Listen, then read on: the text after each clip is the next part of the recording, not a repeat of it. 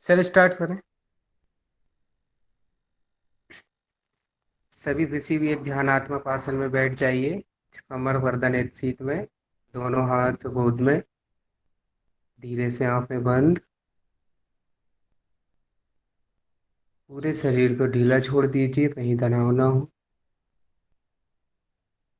धीरे से लंबी गहरी सांस लीजिए और धीरे से बाहर छोड़िए सांस को। सांस लेते हुए एक बार ओम का उच्चारण दें, गायत्री महामंत्र। लंबी गहरी सांस लीजिए।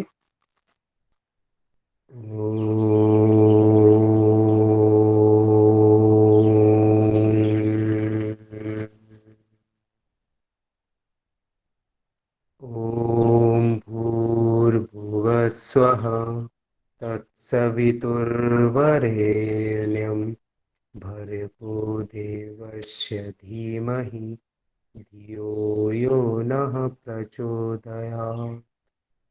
ॐ शान्तिः शान्तिः शान्तिः। धीरे से अपनी दोनों हथेलियों आपस में रख दीजिए। बंद आंखों पे लगाइए। पूरे चेहरे की मसाज कीजिए और धीरे से मुस्कुराते हुए आंखों खोल लीजिए। सभी को प्रणाम। हरि।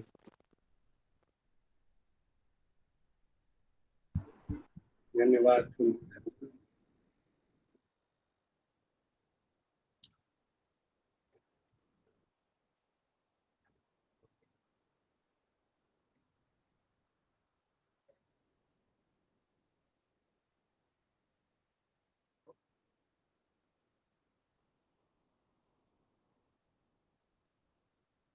मेरी स्क्रीन आपको विजिबल हो रही है? Yes sir.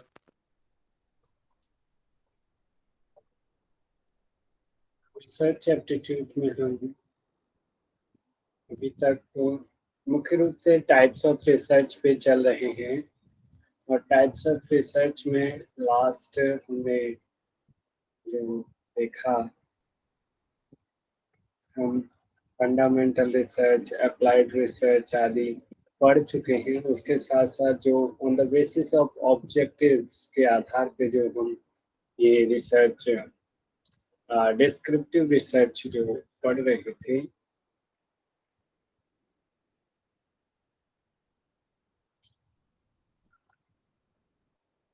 डिस्क्रिप्टिव रिसर्च में भी हमने लास्ट कक्षा में देखा था कि ये एक ऐसा अनुसंधान है जो स्थिति का वर्णन करता है। यह क्या है, क्या था जैसे प्रश्नों का उत्तर देने का प्रयास करता है। यह रिपोर्टिंग करने जैसा है, जैसे रिपोर्टर्स या मीडिया वाले जैसे रिपोर्ट करते हैं उस तरीके से होता है। इसमें मुख्यतः सर्वेक्षण पद्धति, जैसे सर्वे जो किया जाता है घूम घूम के, जैसे डाटा इकट्ठा करते हैं उस टाइप से ये विधि प्रयोग की जाती है। इस प्रकार के शोध में होता क्या है कि शोधकर्ता का चरों पर कोई नियंत्रण नहीं होता। सर्वे पद्धति ये भी याद रखें।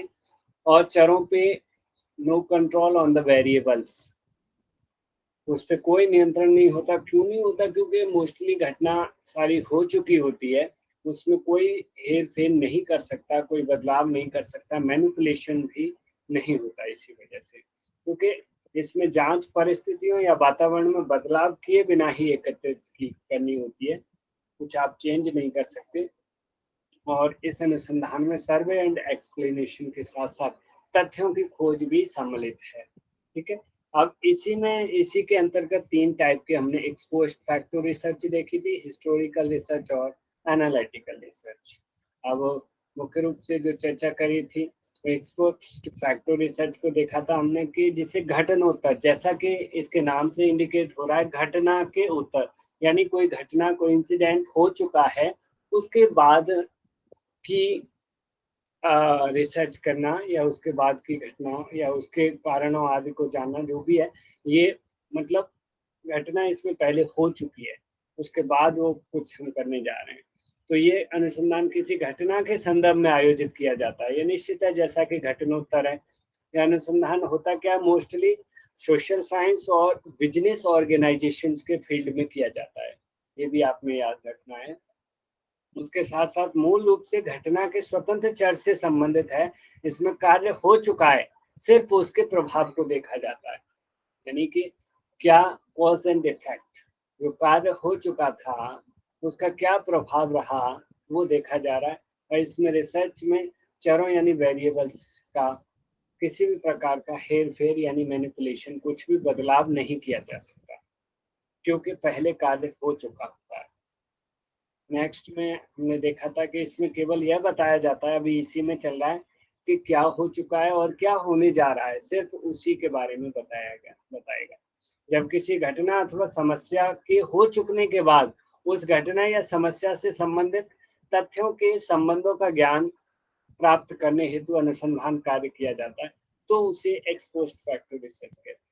ठीक है, घटना हो चुकी है, उससे संबंधित फिर हम तथ्य और इकट्ठे कर रहे हैं कि आखिर क्या तथ्य थे, किस वजह से क्या हुआ, क्या हो चुका है और क्या होने जा रहा है, ये चीज उसके विषय में पता लगता है। इस विधि में किसी प्रभाव के आधार पर उसके संभावित कारणों का पता लगाया जा सकता है, क्योंकि प्रभाव जो सामने दिखाई दे रहा है उसके पीछे क्या क्या कारण रहे होंगे, वो चीजों का अनुमान लगाया जाता है या संभावित कारण का पता लगाया जाता है कि ये बात रही होगी।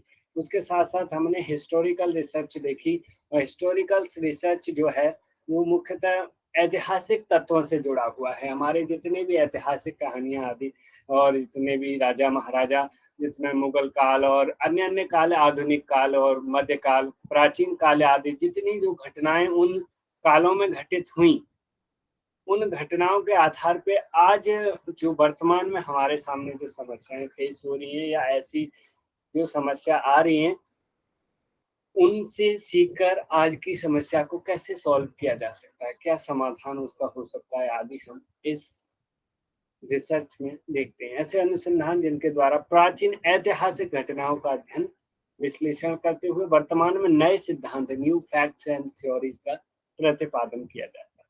ठीक है, यह सामान्यतः किसी विषय के ऐतिहासिक पहलू पर ध्यान केंद्रित करता है। किसी समस्या का समाधान अतीत में कैसे किया गया था, उससे सीखकर वर्तमान की समस्या का समाधान किया जाता है। और हिस्टोरिकल रिसर्च जो है वो काफी हद तक एक्शन रिसर्च के तरह है। ठीक है, अब जैसे महाराणा प्रताप का संघर्ष हमने देखा, तो उन्होंने किस तरीके से कितनी बार हारने के बाद, कितने सारे कष्ट सहने के बाद भी उन्होंने अपना संघर्ष नहीं छोड़ा। तो उससे हमें बहुत सारी सीख मिलती है कि आज वर्तमान में कितनी भी प्रॉब्लम्स आए सामने, हमें संघर्ष नहीं छोड़ना चाहिए, तो हम उससे समस्या से छुटकारा पा सकते हैं। वीर चेतक की स्वामी भक्ति आदि, पृथ्वीराज चौहान का शौर्य और भरत का बलिदान आदि, ये सारी की सारी प्राचीन कथाएं हैं और प्राचीन इतिहास हमें बताता है किस तरीके से इन लोगों ने क्या क्या किया। उसके आधार पे आज की परिस्थिति को हमें फेस करना चाहिए। इसके साथ साथ हमने एनालिटिकल रिसर्च को देखा था, तो विश्लेषणात्मक रिसर्च जो कि मुख्यतः प्राकृतिक घटनाओं से जुड़ा हुआ है, और जिसमें कि आपदाएं, जिसमें जैसे किसी क्षेत्र में भूकंप, बाढ़ से हुए नुकसान आदि का आकलन जो किया जाता है, जैसे जैसे उस बेस पर जो है इस रिसर्च को किया जाता है। तो इस अनुसंधान में किसी घटना अथवा परिस्थिति की गंभीरता का अध्ययन, कैसा क्या परिस्थिति रही, एवं ज्ञान प्राप्त किया जाता है। ठीक है, इसमें अनुसंधानकर्ता पहले से ही उपलब्ध तथ्यों एवं जानकारी का उपयोग करता है, उसके पास डेटा है, पहले से जानकारी है। ठीक है, अब यह सामग्री का आलोचनात्मक मूल्यांकन यानी क्रिटिकल एनालिसिस करने का प्रयास करता होता है इसमें आलोचनात्मक।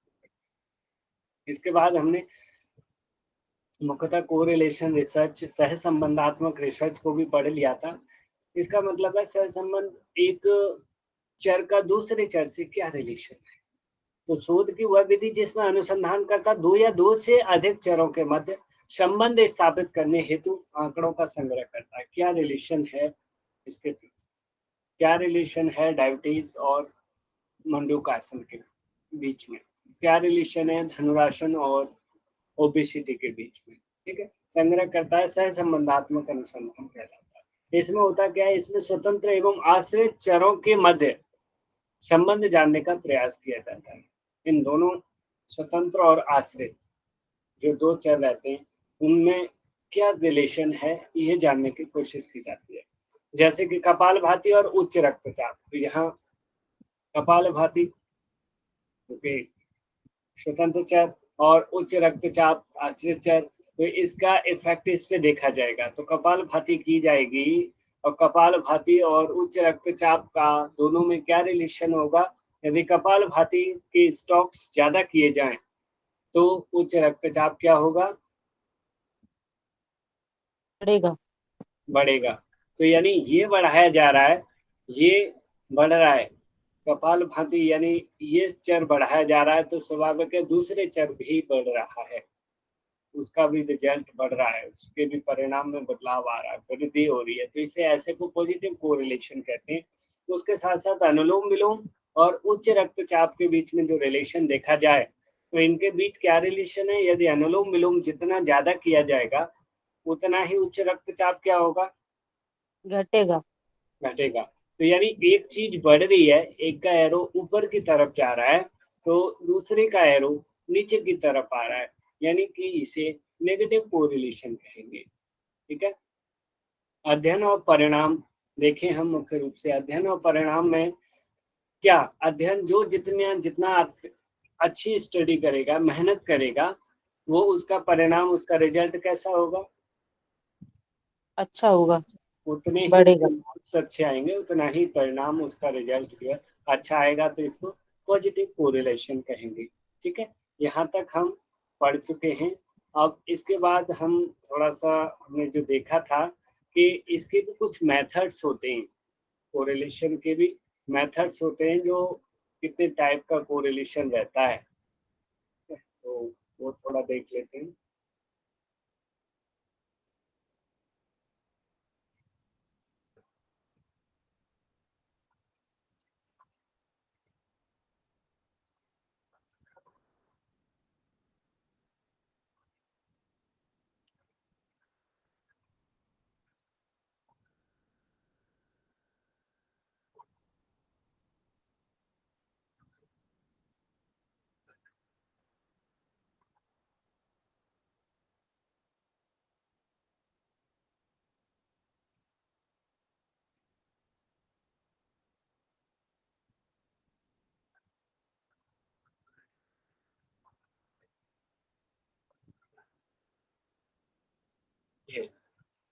ये आपके सामने है, जैसे कि हमने इनको यदि देखा जाए कि कितने टाइप्स में, यदि कोरिलेशन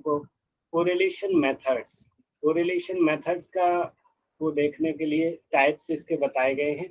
और इसका सहसंबंध गुणांक जो रहता है वो +1 से लेकर के 0 तक और 0 से लेकर के -1 तक इसका गुणांक रहता है। और +1 इंडिकेट करता है कि दो चरों के मध्य पॉजिटिव रिलेशन को प्रकट करता है ये, और -1 जो वैल्यू होती है वो नेगेटिव कोरिलेशन को इंडिकेट करता है। तो इसके साथ कोरिलेशन जो मेथड्स हैं उसमें मुख्य रूप से 2 टाइप का ये रहता है। और क्या होता है इसमें, ये जैसे कि क्वालिटी कोरिलेशन मेथड और एक होता है रिजल्ट ओरिएंटेड कोरिलेशन मेथड। तो क्वालिटी वाले में जो है 2 टाइप के होते हैं, लीनियर कोरिलेशन जिसे रेखीय सहसंबंध कहते हैं, और कर्व कोरिलेशन जिसे वक्रीय सहसंबंध कहा जाता है। और अभी जो हमने ऊपर पॉजिटिव नेगेटिव जो पढ़ा, वो जो है रिजल्ट ओरिएंटेड कोरिलेशन मेथड कहे जाते हैं। उसमें एक और होता है नल कोरिलेशन, पॉजिटिव धनात्मक, नेगेटिव ऋणात्मक और नल अर्थात शून्य कोरिलेशन रहता है, संबंध होता है। ठीक है, तो हमने देखा था जो रेखीय वाला है वो रेखीय वाला एक रेखा के द्वारा प्रेजेंट किया जाता है, एक सीधी रेखा जिसमें रहेगी। तो यहाँ हम देख रहे हैं कि ये हाइट है और ये एज है। तो लगभग 5 साल से लेकर के 20 साल के बच्चे की जैसे जैसे उम्र बढ़ रही है वैसे वैसे इस तरफ इसकी हाइट फिट्स में बढ़ती जा रही है। लेकिन ये 20 साल पे के जाने के बाद फिर ये देखोगे कि उम्र तो बढ़ती जाएगी लेकिन हाइट कहीं तक रुक जाती है। तो इस तरीके से ये जो रिलेशन है इसे रेखीय या लीनियर कोरिलेशन कहा जाता है, जो कि एक लाइन में सीधी रेखा में बढ़ता है। ठीक है, हमने लास्ट कक्षा में ये देखा था। और उसके साथ साथ जो वक्रीय कोरिलेशन जो रहता है, कर्व कोरिलेशन, इसमें क्या होता है, इसमें जो है ना रिलेशन एक इस प्रकार की कर्व रेखा, वक्रीय रेखा के द्वारा दिखाया जाता है।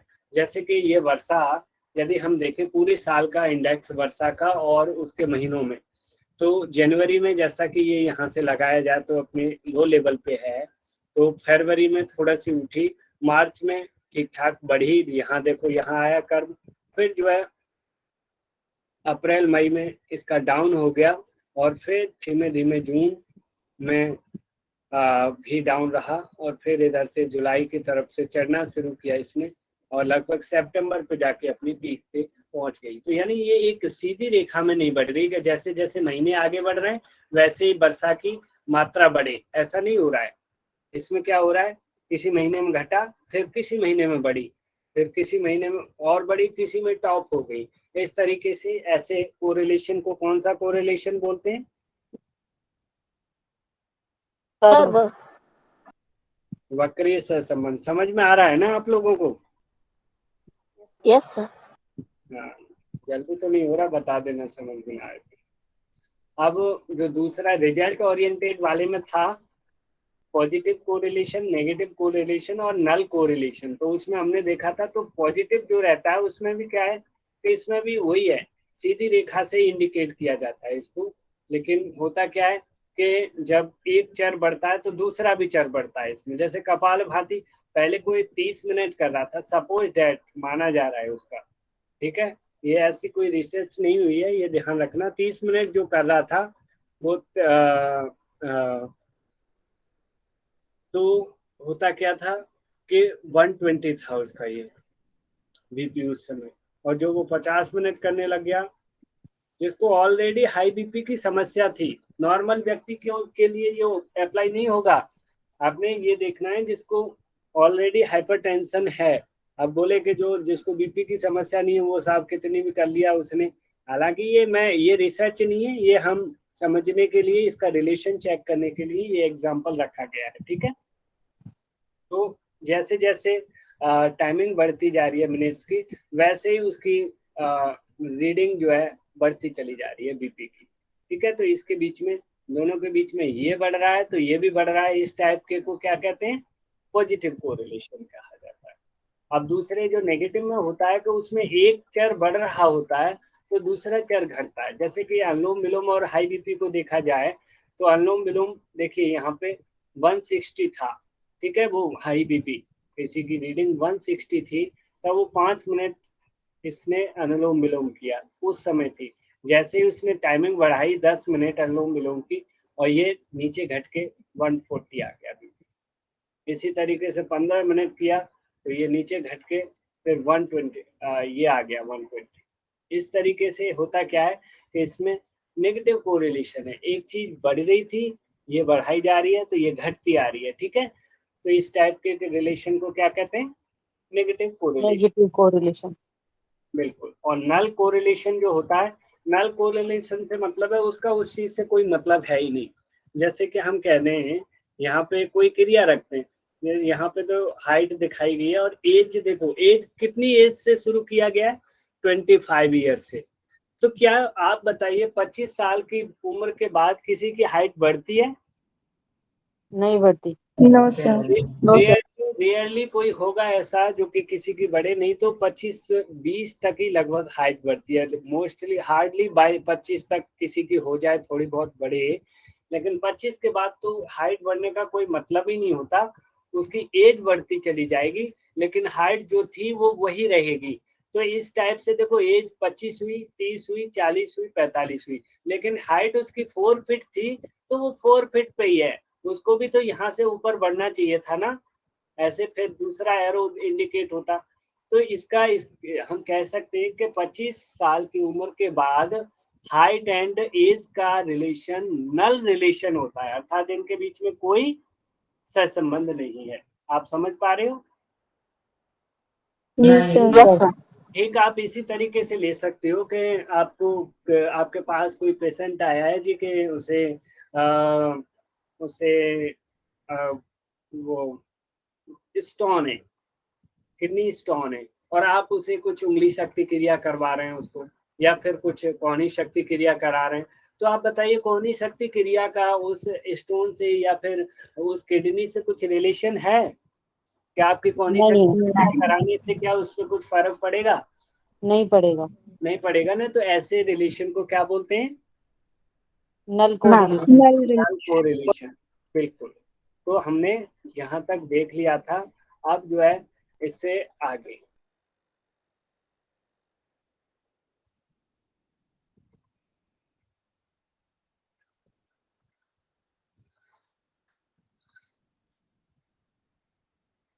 अब देखिए, कोरिलेशन मेथड्स जो थे, इसमें मेरिट्स ऑफ कोरिलेशन मेथड, इसकी जो क्या गुण होते हैं, कि क्या खासियत होती है, एक्चुअली मोस्टली ये साइकोलॉजी में अधिक प्रयोग होती है। आप सुन लीजिए, जो कोरिलेशन मेथड या कोरिलेशन रिसर्च है, मोस्टली किसमें ज्यादा प्रयोग की जाती है?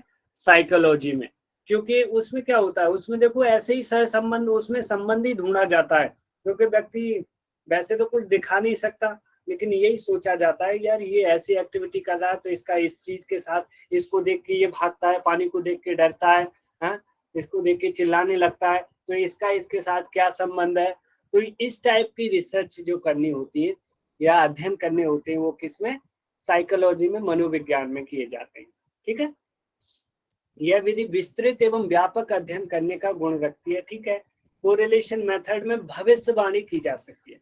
भविष्यवाणी यानी प्रिडिक्शन करने की इसमें क्वालिटी है, वो ऐसे कर सकते हो आप, क्योंकि जब आप देख लेते हो कि इसके साथ, जैसे हमने यहाँ देखा था कि यदि सपोज दैट हम आधा आधा घंटा कपालभाति की जा रही है, उस समय हमारा बीपी 140 था, तो वहीं पे हम आधा घंटा और बढ़ा दें, या फिर ये कहें कि जिस क्रम में बढ़ रहा था बीपी, तो उसकी टाइमिंग जैसे ही बढ़ाई जाएगी कपालभाति क्रिया करने की, उसी तरीके से बीपी की मात्रा भी बढ़ेगी। तो आप पहले से भी बता सकते हो कि भैया आप बीपी आपका इस लेवल पे या इतना करीब होगा।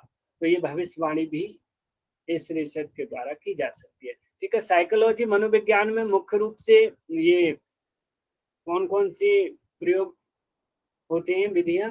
और प्रयोग जो विधियां होती हैं, वो मुख्य रूप से ये जो डेटा लेने की हैं, वो पहले जैसे अवलोकन विधि, ऑब्जर्वेशन मेथड। ऑब्जर्वेशन क्या है कि वो आपके पास सेक्रेटरिएट बैठा रहता है, वो जो होता है मनोवैज्ञानिक या फिर आपका मनोवैज्ञानिक चिकित्सक जो होता है, वो आपके पास बैठा रहेगा, आपको अवलोकित करता रहेगा, आपसे बातें करता रहेगा, आपके साथ शरीक होकर चर्चा करता रहेगा, पूछता रहेगा, और साथ साथ डेटा ऑब्जर्व भी करता रहता है। तो ये विधि होगी। फिर प्रयोग करके भी देखे जाते हैं, तो प्रयोगात्मक विधि भी यूज की जाती है। कोरिलेशन मेथड तो है ही है कि इसका उसके साथ रिलेशन चेक किया जाता है। क्वेश्चनियर आदि कुछ जो क्वेश्चन सूची आदि तैयार करके दे दी जाती है, वो चीज भी इसमें चेक की जाती है। बाकी इंटरव्यू हो गया, इंटरव्यू, साक्षात्कार विधि आदि, ये सारी विधियां यहाँ पे साइकोलॉजी में प्रयोग की जाती है। ठीक है, अब है एक्सप्लेनेटरी रिसर्च।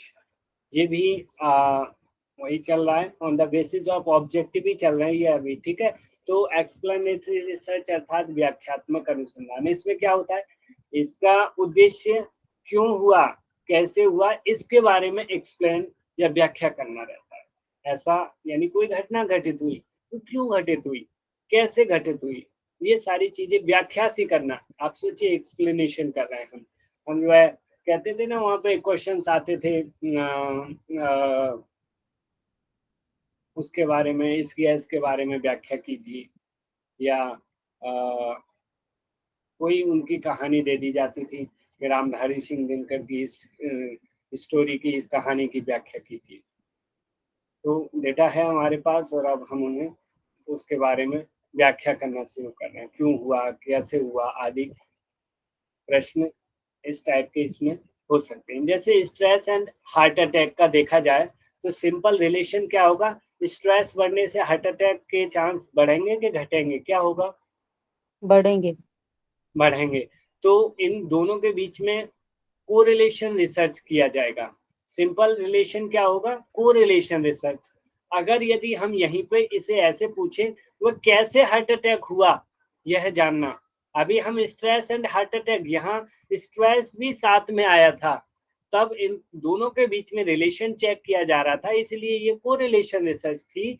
और यहीं पे यदि हम ये कहने लग जाएं इसी चीज को, हार्ट अटैक कैसे हुआ, यह जानना हो तो फिर वो कौन सी रिसर्च हो जाएगी? एक्सप्लोनेटरी। एक्सप्लेनेटरी रिसर्च, व्याख्यात्मक अनुसंधान होगा। फिर आप बताओगे उसके बारे में, साहब ऐसे ऐसे था, ऐसे उसकी जीवन शैली थी, इतना तनाव लेता था, यह इतना चिंतित रहता था, दुखी रहता था, जो भी था खाता नहीं था, बहुत सारी चीजें जो भी आपको रखनी होंगी वहाँ पे उसकी सफाई देने के लिए, कि तब जाके व्याख्या के तौर पे आप डेटा उनको दोगे, तब पता लगेगा कि हार्ट अटैक हुआ, वो कैसे हुआ, इस चीज को जानने के लिए। ठीक है, तो कुछ लोग इसे एनालिटिकल रिसर्च भी कहते हैं, यानी ये भी कह सकते, बोल दिया जाता है कहीं कहीं इसको। अब आता है इसी का जो 4th नंबर का है, एक्सप्लोरेटरी रिसर्च, जिसे समन्वेशी या खोजपूर्ण अनुसंधान कहा जाता है। एक्सप्लोरेटरी, समन्वेशी या खोजपूर्ण। एक्चुअली होता क्या है, ये एक पायलट रिसर्च होती है, छोटी रिसर्च। आप किसी बड़े क्षेत्र पर रिसर्च करने जा रहे हो, बड़े पे उस पे रिसर्च करने से पहले आप किसी छोटी चीज पे रिसर्च कर लो। जैसे हम कह सकते हैं कि आप कुछ बड़ी ड्राइंग करने जा रहे हो, बड़ा प्रोजेक्ट करने जा रहे हो, आप क्या कर रहे हो, पहले उसका एक छोटा प्रोजेक्ट के रूप में, छोटे रूप को आप उस पे काम कर ले रहे हो।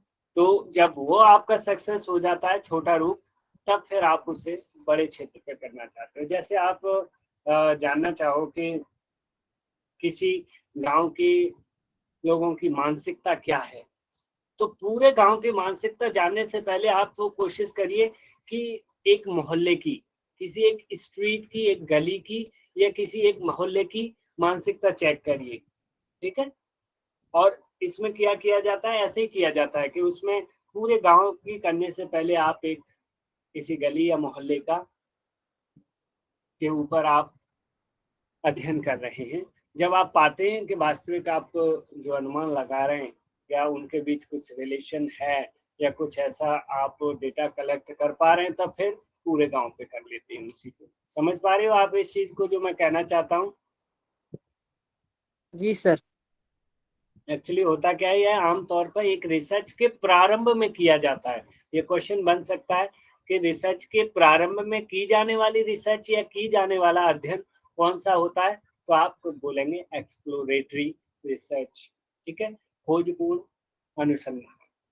अब होता क्या है, इसको मुख्य रिसर्च का लघु रूप भी कहा जा सकता है। लघु रूप वास्तव में होगा, जैसे आप मुख्य रिसर्च आपकी ये है कि आप अध्ययन कर रहे हो पूरे गांव की, या किसी गांव विशेष का नाम ले दिया आपने, उस गांव की आप लोगों की मानसिकता का अध्ययन आपने करना है।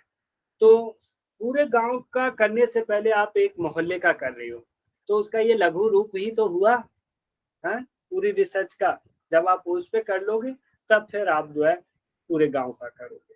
ठीक है, किसी चीज या तथ्य के बारे में आंकड़े इकट्ठे करना या जानना, वास्तव में आंकड़े इकट्ठे करना होगा, डेटा इकट्ठा करना होता है या जानना होता है। इस रिसर्च में पहले पायलट स्टडी, इसको क्या कहते हैं, खोजपूर्ण को, या छोटी पायलट रिसर्च थी, छोटा अध्ययन, ये क्या होता है, पायलट स्टडी बोला जाता है इसको। और पायलट स्टडी में किसी बड़े ग्रुप में से छोटा ग्रुप सैंपल लेते हैं, और छोटे सैंपल की रिसर्च सक्सेस होने के बाद बड़े सैंपल की रिसर्च करते हैं। मैं जैसा कि कह रहा था कि पूरे गांवों को एक साथ इकट्ठा करने से, भीड़ इकट्ठा करने से, आप पहले करो कि थोड़े लोगों को, या फिर आप किसी पे, आप एक गांव पे या 1000 लोगों पे धनुराशन का प्रभाव देखना चाहते हो, वो भी ओबेस, जो ओबेसिटी के शिकार लोग हैं 1000, उन पे आप धनुराशन का इफेक्ट देखने जा रहे हो, ये रिसर्च करना चाहते हो, तो उससे पहले 1000 से पहले आप 10 लोगों पे करा लीजिए, और 10 लोगों पे परिणाम देखिए। तो जो 10 लोगों पे जो कराना होगा, वो कैसा रिसर्च माना जाएगा, कैसा अध्ययन, एक्सप्लोरेटरी रिसर्च। एक्सप्लोरेटरी। क्लियर हुई है एक्सप्लोरेटरी रिसर्च आपको? जी सर। बिल्कुल। अब इसके आगे आगे जैसे अब एक्सपेरिमेंटल रिसर्च है, इसे प्रायोगिक अनुसंधान कहते हैं। इसमें होता क्या है, इसका प्रयोग का अर्थ है, प्रयोग का अर्थ होता है कि जब कोई जब कार्य नियंत्रित परिस्थिति में किया जाता है, यानी उसमें कुछ नियंत्रण है। भाई आप प्रयोग करने जा रहे हो, आप खुद ही सोचो, किसी का एक्सपेरिमेंट करने जा रहे हो तो हर चीज आपके हाथ में है, आपकी हाथों में है, वो चीज कंट्रोल में है, आप उसमें कुछ भी हेर फेर बदल चेंज मैनिपुलेशन कर सकते हो, ठीक है। तो होता क्या है कि ये जब कार्य नियंत्रित परिस्थितियों में किया जाता है, आपकी कंट्रोल अवस्था में, तथा उसमें पुनरावृत्ति, रिपीट एंड इम्प्रूवमेंट का गुण उपस्थित रहता है। भाई अगर ऐसे नहीं हुआ तो आप चेंज कर सकते हो या दोबारा चेक करके देख सकते हो। होता है नहीं होता, किसी चीज की हम एक्सपेरिमेंट करने जा रहे हैं तो वो तो हमारे हाथ में होता है, किसमें क्या क्या मिलाना है, कैसे मिलाना है, कितना मिलाना है, अभी इतना मिलाया, थोड़ा और ज्यादा मिलाने पे क्या हो जा रहा है, या कम मिलाने पे क्या हो रहा है, ये सारी चीजें हमारे हाथ में हैं, हमारे नियंत्रण में हैं। नाड़ी शोधन हमें कराना है, कितनी देर कराना है जी? 5 मिनट करा रहे हैं, नहीं जी अभी अभी 5 मिनट नहीं, हम 10 मिनट कराएंगे, अब इफेक्ट क्या होगा? या फिर हम 2 मिनट करा के देखते हैं तो कुछ इफेक्ट हो रहा है, नहीं हो रहा। तो ये सारा का सारा क्या है, प्रायोगिक अनुसंधान के अंतर्गत आ जाता है, क्योंकि इसमें रिपीट करने और इम्प्रूवमेंट, उसमें सुधार करना और दोबारा फिर बदलाव करना या दोबारा चेक करने की का गुण भी उपस्थित होता है। ये क्वेश्चन बनते हैं यहाँ से, ठीक है। प्रायोगिक अनुसंधान कहलाता है। इसमें होता क्या है कि इसमें मुख्य रूप से क्या रहता है कि दो ग्रुप होते हैं, दो वर्ग बनाए जाते हैं, दो ग्रुप्स रहते हैं, जिसको एक को कंट्रोल ग्रुप बोलते हैं और दूसरे को एक्सपेरिमेंट ग्रुप बोला जाता है। कंट्रोल ग्रुप जैसा कि नियंत्रित, जैसा कि नाम से भी होता है, इससे बोलते हैं नियंत्रित ग्रुप, और इसे जिस पे प्रयोग किया जा रहा है। तो दो ग्रुप अर्थात समान संख्या के, आप 100 लोगों पे किसी चीज का प्रभाव देखना चाह रहे हो तो आपने करना क्या है कि 100 लोगों का एक ग्रुप बनाया, 100 का एक और बनाना होगा। तो जिस चीज का प्रभाव देखना चाह रहे हो तो उसका क्या है कि जिस एक्सपेरिमेंटल ग्रुप पे उसे करा के देखोगे और जो कंट्रोल ग्रुप है उसको कुछ नहीं कराओगे। अब दोनों का फिर कंपैरेटिव अध्ययन करोगे, दोनों में तुलना की जाएगी, फिर पाया जाए, देखोगे कि आप क्या अंतर आया इनमें। जैसे कि मैं आपको दिखाऊंगा, 1 मिनट अभी चलते हैं आपको।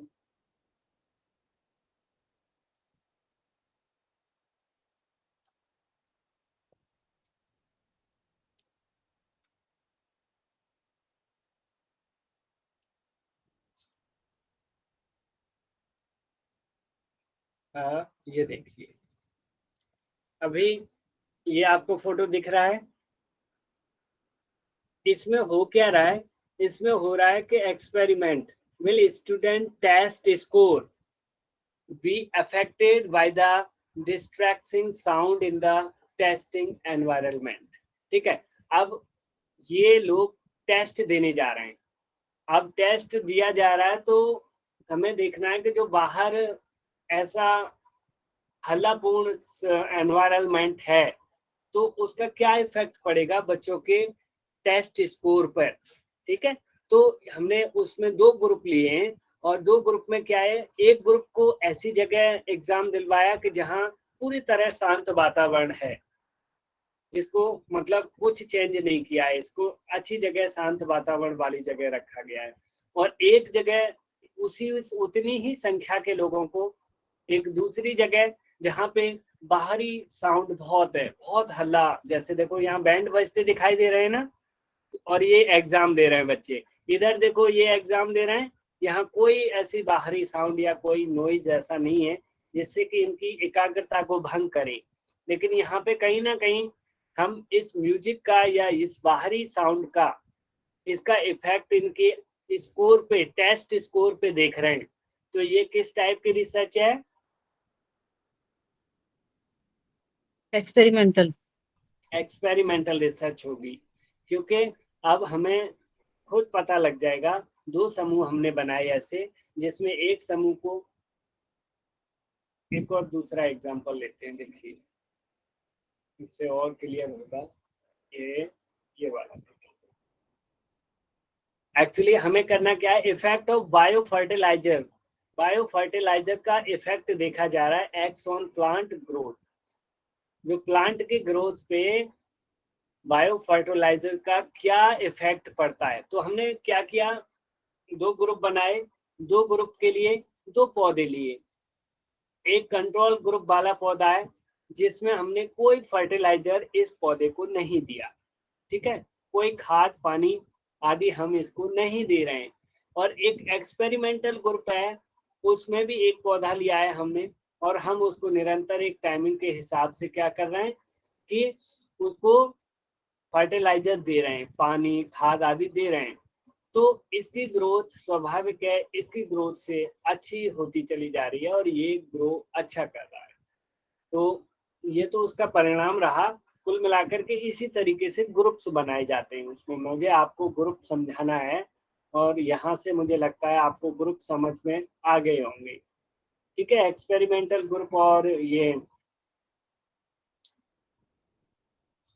कंट्रोल ग्रुप आपको समझ में आ गए ये दोनों? जी सर। हाँ, तो कंट्रोल मतलब उसे नियंत्रित, उसको कुछ नहीं कर, वो ऐसा ही रखना है उससे। और जिस पे एक्सपेरिमेंट करना है उसको जो है जिस चीज का एक्सपेरिमेंट कर रहे हैं, जैसे एक्सपेरिमेंटल ग्रुप पे अलग अलग चरों और वेरिएबल्स में परिवर्तन किया जाता है, बदलते रहते हैं उसे हम। जैसे वहाँ म्यूजिक जो बज रहा था, तरह तरह की साउंड्स, उस साउंड्स को कम भी कराया जा सकता था और बढ़ाया जा सकता था, है? जिस पर रिसर्च हम करना चाहते हैं उस एक्सपेरिमेंटल। जैसे हम ये कह दें कि, और एग्जांपल लें, 8वीं कक्षा के बच्चों पर सूर्य नमस्कार का शारीरिक बल पर प्रभाव देखना चाहते हो आप, तो 8वीं कक्षा के बच्चों को आप लो और उसके 2 सेक्शन बनाओ, ठीक है, 50 बच्चे अलग, 50 बच्चे अलग, 50-50 बच्चों का 2 सेक्शन बनाए, 2 ग्रुप बनाए, जिसमें एक कंट्रोल ग्रुप जिसको आपने सूर्य नमस्कार नहीं कराना है, और दूसरा है एक्सपेरिमेंटल ग्रुप 50 बच्चों का। उसमें क्या है, आपको लगातार या नियम जैसा आपने बनाया उस तरीके से आपको क्या करना है, सूर्य नमस्कार कराना है। फिर दोनों के बल की, उन 50 बच्चों को जिनको कुछ नहीं कराया गया था और इन 50 बच्चों को जिनको सूर्य नमस्कार कराया गया था, इनके बल की तुलना की जाएगी, ठीक है। तो इस प्रकार की ये जो अध्ययन होता है वो एक्सपेरिमेंटल रिसर्च कहा जाता है, ठीक है। अब होता क्या है, जो समय हमने रिसर्च के लिए निर्धारित किया है उसके बाद हम सेक्शन ए और बी दोनों का तुलनात्मक अध्ययन करेंगे, दोनों में अंतर मिलेगा, ऐसे ही निष्कर्ष करेंगे, इसे ही निष्कर्ष कहा जाता है। होता क्या है, एक्सपेरिमेंटल रिसर्च कारण और प्रभाव, कॉज एंड इफेक्ट को उजागर करता है, कर रहा है वास्तव में कॉज एंड इफेक्ट, यानी कॉज वहां सूर्य नमस्कार था, उसका इफेक्ट क्या दिख रहा है, बल वृद्धि हो रही है, बच्चों की मानसिक वृद्धि हो रही है नहीं? जैसे धूम्रपान की वजह से फेफड़ों का कैंसर होता है। अब होता क्या है, जो धूम्रपान का इफेक्ट कहाँ देखा जा रहा है, उसके फेफड़ों पे, तो कॉज एंड इफेक्ट हो रहा है। रिफ्लेक्सिविटी शब्द का प्रयोग कारण और प्रभाव, कॉज एंड इफेक्ट के बीच सर्कुलर रिलेशनशिप को दर्शाने के लिए किया जाता है।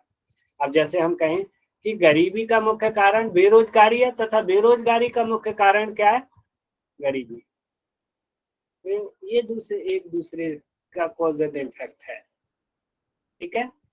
यहाँ तक आप लोगों को समझ में आ गया है? जी सर। समय हो गया है, बाकी अभी मैं चाहूंगा कि इसमें से आप 1 मिनट होल्ड करिए और जी आप अभी अपने अपने डाउट्स रख लीजिए कि जिस किसी को जो भी समझ में ना आया हो तो आप चर्चा कर लीजिए, फिर क्वेश्चनिंग रखते हैं।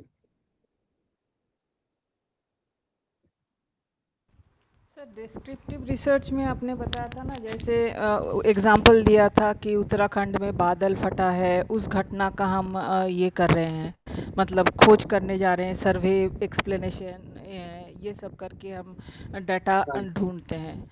एंड एनालिटिकल में भी सेम, वो नेचुरल डिजास्टर, दोनों में डिफरेंस क्या है सर? एक्चुअली इनमें खास डिफरेंट नहीं है। अब इसको कहे जाए तो एनालिटिकल कहा दिया जाएगा, उसमें भी क्या है कि जो घटना घट गई है उसका अध्ययन किया जा रहा है। अब देखा जाए कि घटनोत्कच जी की घटना घटी एक्सपोस्ट फैक्टर की, जैसे होता है कि उसमें भी उसका अध्ययन किया जा रहा है, कैसे घटी क्या घटी। तो एक्चुअली रखा तो उससे ये जाएगा कि उसका सेक्शन ये बना रखा है कि जो भी प्राकृतिक घटनाओं से जुड़ी क्रियाएं हैं वो सारी की सारी एनालिटिकल रिसर्च में रखी जाती है, तो एनालिटिकली इसे कहा जाएगा। ठीक है, इसका विश्लेषण किया जा रहा है कि घटना तो घट गई, अब उसका विश्लेषण प्रकृति से जुड़ा हुआ था, डिजास्टर्स था, नेचुरल डिजास्टर।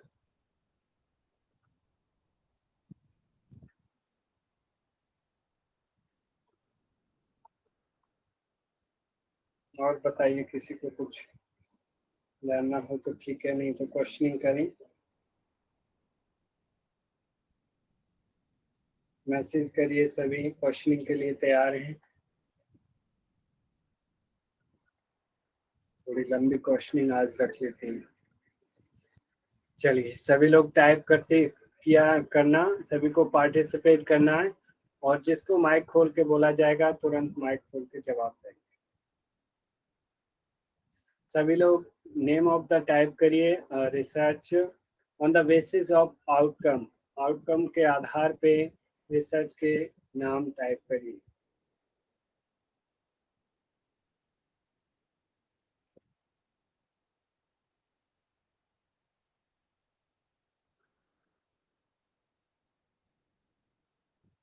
वेरी गुड, सभी टाइप करिए। और कृष्णा गुप्ता जी माइक खोल के बताएंगे। Sir, fundamental and applied research. Very good.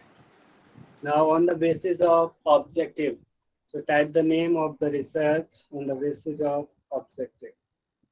कौन से होती?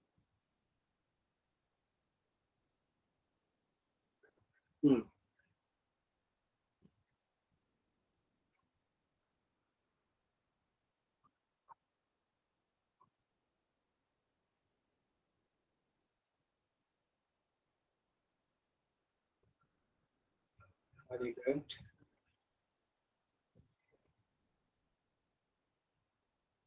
प्योर एंड अप्लाइड बोल सकते हैं, उसका दूसरा नाम है। देखिए, कृष्णा गुप्ता जी ने इसका कोड वर्ड भी भेज दिया है, DCEEE।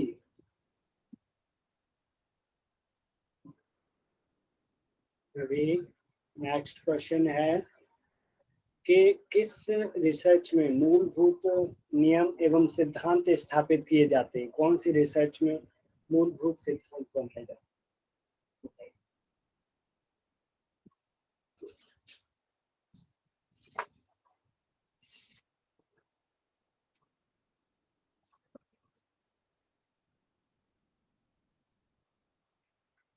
Very good. अगला क्वेश्चन है, ये साइंस के जैसे न्यूटन्स लॉ और गुरुत्वाकर्षण बल आदि और ये सब किस रिसर्च के अंतर्गत आएंगे?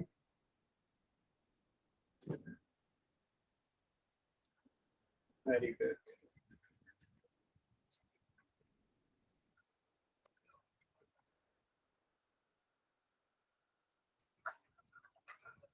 नेक्स्ट क्वेश्चन है कि किस रिसर्च के अंतर्गत जो चरों पर, वेरिएबल्स पे हमारा पूर्ण नियंत्रण होता है और हम उसमें मैनिपुलेशन कर सकते हैं, कौन सी रिसर्च है अभी तक जो हमने पढ़ी?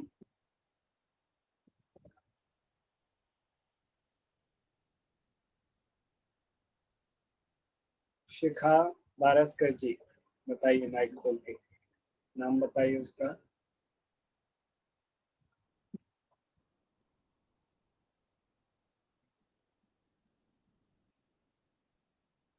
दीपक लवांसी,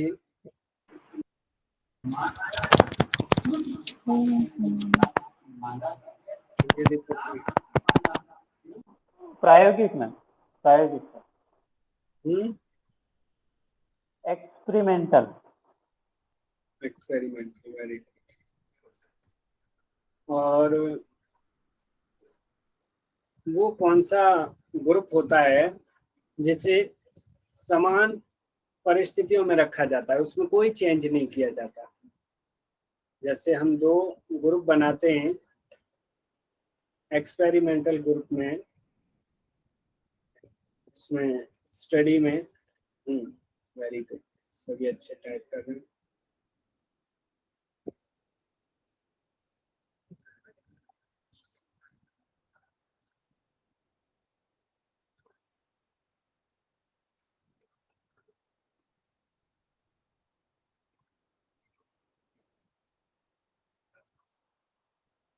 कौनी शक्ति क्रिया और डायबिटीज के बीच में कौन सा कोरिलेशन है, आप लोग टाइप करिए। पूजा गौर, माइक खोल के बताइए। नल सर। नहीं पता? नल। यस। ठीक है। अभी कौन सी रिसर्च ज्ञान की वृद्धि के लिए की जाती है, मुख्य लक्ष्य उसका ज्ञान की वृद्धि होता है, कौन सी रिसर्च है वो? Adding to knowledge.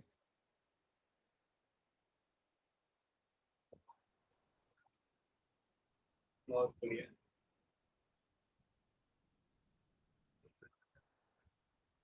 अगला क्वेश्चन टाइप करेंगे, किस रिसर्च में डिस्कवरी अर्थात खोज और इन्वेंशन होते हैं?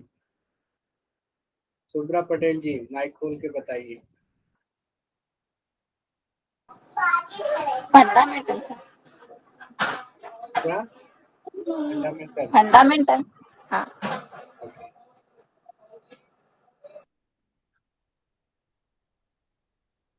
कौन सी रिसर्च में व्हाट, व्हेन, वेयर या हाउ मच आदि जो क्वेश्चन मार्क्स हैं इनका आंसर मिलता है, किस टाइप की रिसर्च में ये क्वेश्चन वर्ड्स आते हैं? Very good.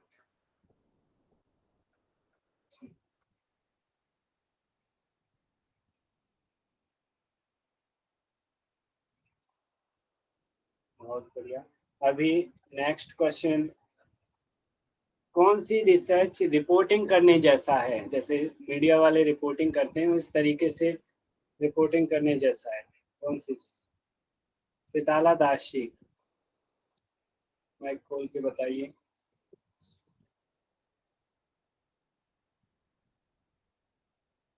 Sir descriptive descriptive sir. क्या डिस्क्रिप्टिव रिसर्च में मैनिपुलेशन की जा सकती है इसके चरों में कि नहीं? यस और no? No sir.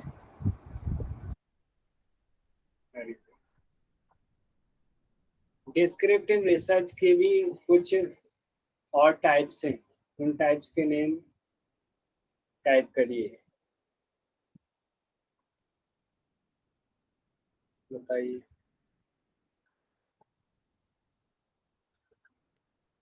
Very good Ayushi जी, नोरा जी।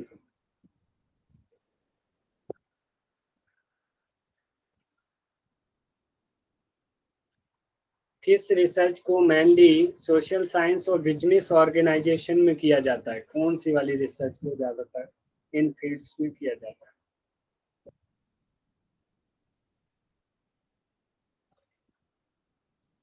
कृष्णा गुप्ता जी, माइक खोल के बताइए।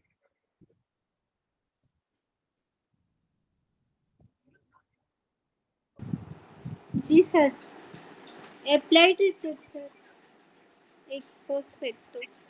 सोशल साइंस और बिजनेस ऑर्गेनाइजेशन में एक्सपोज्ड फैक्टर रिसर्च, ठीक है। अप्लाइड तो चीज अलग है, तो जो फंडामेंटल में जो जो रूल एंड रेगुलेशन फंडामेंटल में जो बनाए जाते हैं या जो आविष्कार किया जाता है उसको अप्लाई किस रिसर्च में किया जाता है? जी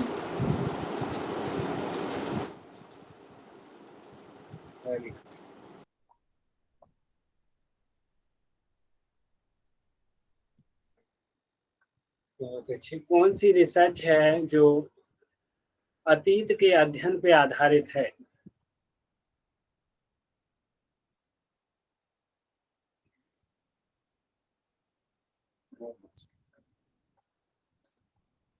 सिताला दास जी, सर हिस्टोरिकल। ध्यान दीजिए, टाइप क्या कर रहे हो? Sir history. प्राकृतिक आपदाओं से जुड़ी कौन सी रिसर्च है, किस रिसर्च में या किस रिसर्च के द्वारा प्राकृतिक आपदाओं का अध्ययन किया जाता है? सोनिया शाह जी बताइए। जी सर, इसका आंसर है एनालिटिकल।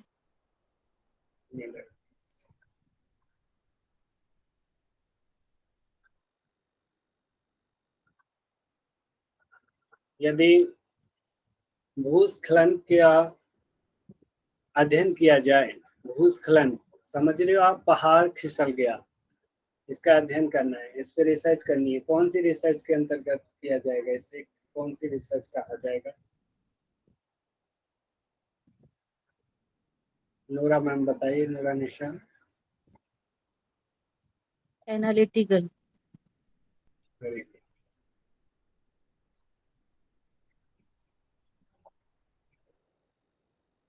आप बताइए, मंडूकासन और डायबिटीज के मध्य कौन सा कोरिलेशन है?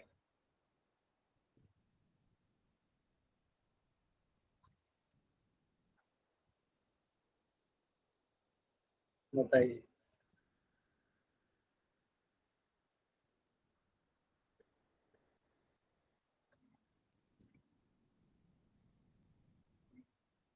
दीपक लवांसी जी बताइए, क्यों है ये नेगेटिव कोरिलेशन, क्यों कहेंगे हम इसे? क्योंकि सर उसमें डायबिटीज घटेगा मंडूकासन के कारण। डायबिटीज घटेगा उसमें मंडूकासन के कारण। कुल मिलाकर के अभी और बताएंगे। सोनिया जी आप बताइए, क्यों है? जी सर, इसमें निगेटिव रिलेशन है, क्योंकि जितना हम मंडूकासन का अभ्यास बढ़ाएंगे उतना डायबिटीज कम होते जाएगा, तो ये उल्टा वाला रिलेशन है, इसीलिए निगेटिव। एक बढ़ रहा है तो दूसरा कम हो रहा है। Very good. किसी रिसर्च को करने से पहले छोटा अध्ययन, पायलट स्टडी, किस रिसर्च के अंतर्गत करी जाती है या उसे कहा जाता है? कोई आप बड़ी रिसर्च करने जा रहे हैं, उससे पहले एक समुन्वेशी या पायलट स्टडी कर रहे हैं, उसको किस टाइप की रिसर्च के अंतर्गत माना जाएगा?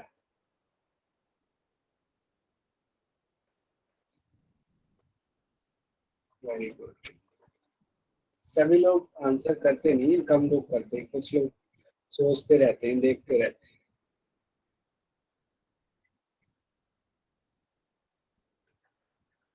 और हैं भी ज्यादा लोग नहीं, वैसे कुछ रह रहे हैं।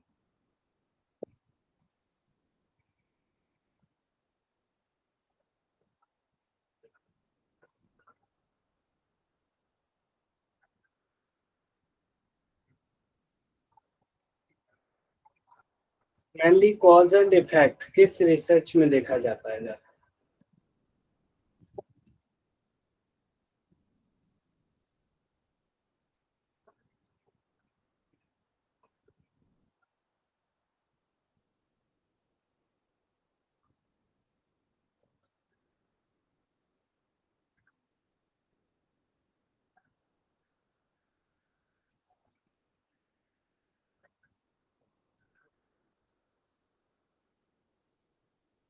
आप लोग टाइप करेंगे, किस रिसर्च के अंतर्गत रिपीट एंड इम्प्रूवमेंट का गुण विद्यमान होता है? और आंसर करेंगी mega Pathak ji. Mega ma'am करिए, आप किस रिसर्च में रिपीट एंड इम्प्रूवमेंट, उसको दोबारा आप बदल सकते हैं और उसमें बदलाव किया जा सकता है, उसको दोबारा चेक कर सकते हैं, कौन सी रिसर्च में? Sir experimental research. Very good.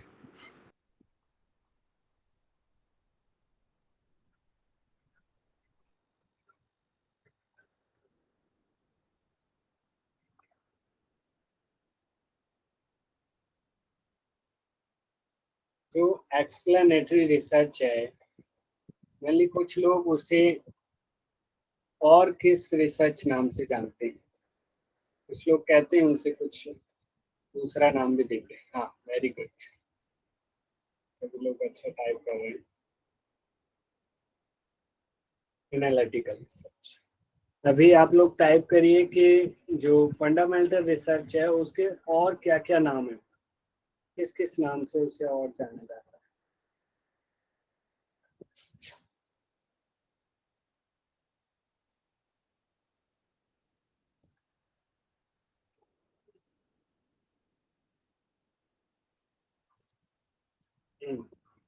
Kapalbhati क्रिया और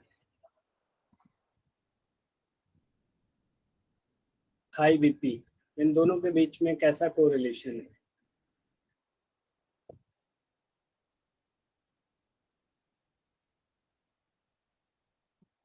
आयुषी सिंह बताइए, आयुषी मैम क्यों है ये? ऐसे क्यों? जी, पॉजिटिव कोरिलेशन है क्योंकि जितने ज़्यादा राउंड हम कपालभाति के बढ़ाएँगे हमारा जो ब्लड प्रेशर है वो उतना हाई होता जाएगा।